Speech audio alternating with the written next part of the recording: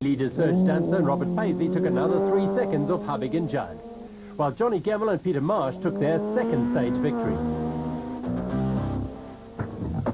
So Gemmell won the stage, while Damso extended his lead to 26 seconds over Hubig, with Kuhn dropping to third.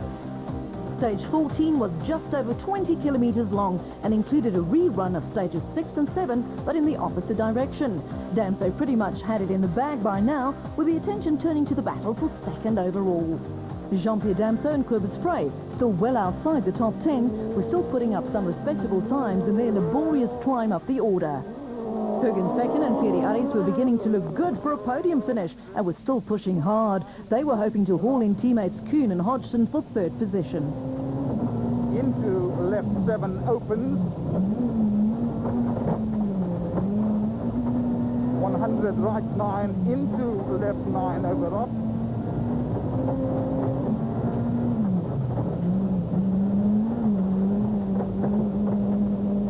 Into right 1.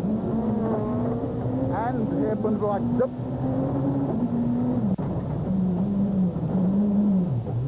100 long left 5 opens. 100 deceptive left 9 deep in tightens. And dip. 50 hairpin right. And left 2. They would set the fourth fastest time on this stage, but 2 seconds slower than their target. Damso could now afford to let the others fight for the scratch, and he went third fastest in this stage. Kuhn and Hodgson took 8 seconds back from Hubig and Judd. Gemmell and Marsh took their second consecutive stage victory in stage 14, and so closed up the gap between first and fifth. Was controlling the pace up front in the production car category. Duplessis and Leskovich took 1 second off the class leader and edged 4 seconds closer to Paul Pfeiffer and Cindy Harding in second.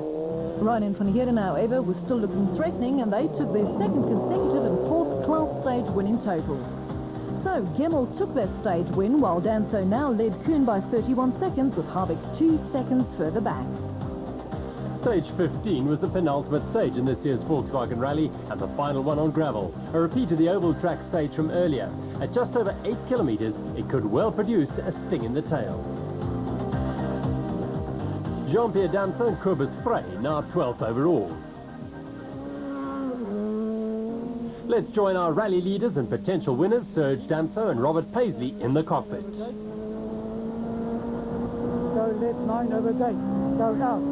Left 9 over date, and left 2 fast. 320, left 3, spins and then left 3, 50 right 6, left 3, 50 right 6, right 6,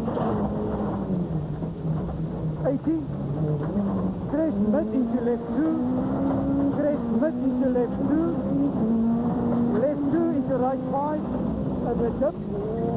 120, right 4 here, and then 200. Right 3 into right 4, right 3 into right 4, into a left 3, right 4 here, and then left 3, right 8. They were clearly controlling their pace and ended the stage 9 seconds off the pace. Johnny Gemmell and Peter Marsh 5 seconds faster than their teammates on this stage.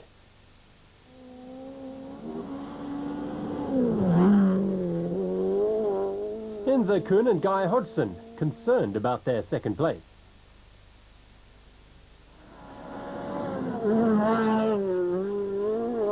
And so they should have been, as Jan Hubig and Douglas Judd took back those 2 seconds, leaving the two crews to level peg with 1 stage to go. Going 2 seconds faster, Jürgen Fecken and Pierre Aris took their third stage win of the event. In N4, Nicholas Ryan and Schalk van Heerden were desperately trying to move onto the podium. Fernando Reuter and Gerard Slayman knew they had this one in the bag, provided they could stay upright and mobile. Fisher du Plessis and Dave Leskovich went for it and won the stage in their class, moving to within 1 second of Pfeiffer and Harding in second place. With just one short car stage to go, Damso held a 26-second lead over both Kuhn and Hubby, while the fight for second in N4 behind Reuter was also yet to be concluded.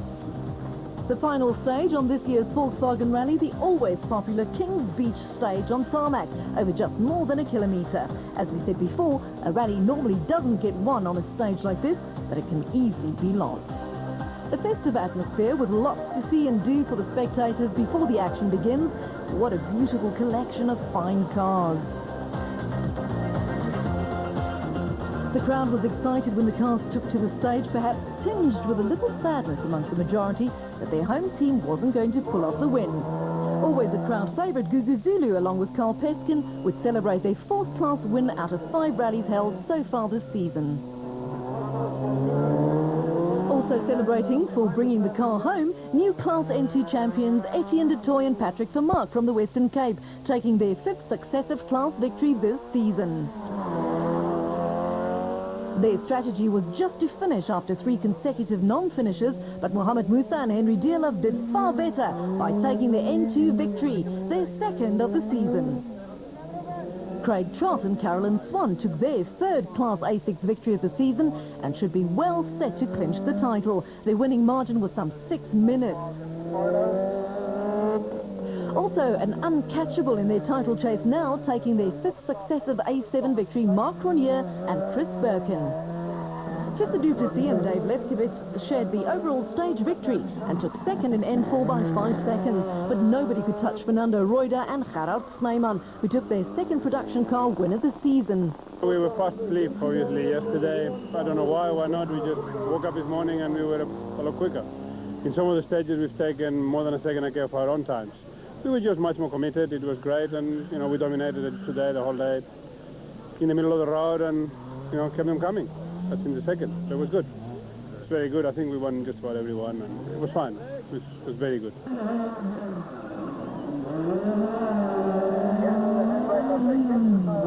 Jan Habich and Douglas Judd broke the deadlock for 2nd overall by going 1 second faster than their teammates. We tried hard today. Half worked for us, but you know, we got a puncher 3rd stage, last stage, lost good 15 seconds, and that was it. But you know, the cars are very close. Everyone's trying very, very hard. The pace is absolutely 101%, and you know, a bit of luck helps now and then. But the glory belonged to Serge Damso and Robert Paisley, who became the first 2-time winners this season. Their margin over Habich and Judd was only 25 seconds. You know, today we had a good rally, and we started this morning with an even time with Inza, and we had to work quite hard, and I really enjoyed this event, and I've always done well in this event.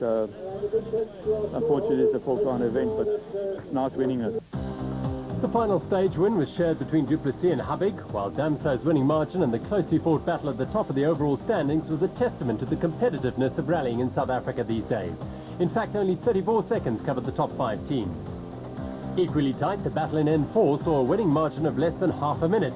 In N3, Musa won comfortably from Pisachi, and in N2, Du Toit was also well ahead of White. In A7, A6 and A5, the winning margins of around 6 minutes belie the fact that generally in these classes, the battles are also quite closely fought.